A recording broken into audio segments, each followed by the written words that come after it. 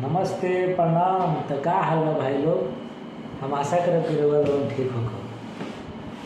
आज एगो अरविंद अकेला उर्फ कल्लू जी के एगो गाना आइल बाटे। बहुत जोरदार गाना बाटे। कजराव गाना। काम ऐसा करो कि लोग दीवाने हो जाए। तो जाई IVY भोजपुरी मूवीज चैनल पर जो कि रिलीज भइल बाटे। कजरावता गाना के नाम हो। बहुत झकास म्यूजिक बाटे, बहुत झकास ओकर वीडियो बाटे, क्वालिटी में बजे जहाँ के लोग बाड़े।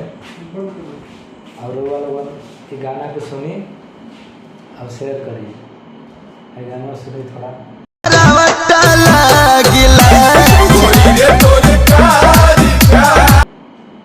बड़ा मज़ेदार गाना बाटे। हम कल्लू भैया के गाना उतना ना सुनेली मगर सुनेली।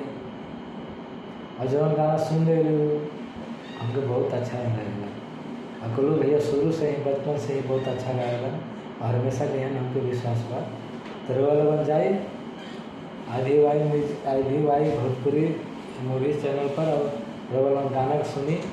और अगर मैं गाना में गेले बारे कल्लू भैया और साथ में बारे शिवानी सिंह, गायिका बहुत अच्छा गावेली वो भी और कमाल भी गाना बाटे। रउआ लोगन सुनी दबा के शेयर करी दबा के। हम भी गाना के सुनो तो नहीं हमके भी बहुत अच्छा लगता है।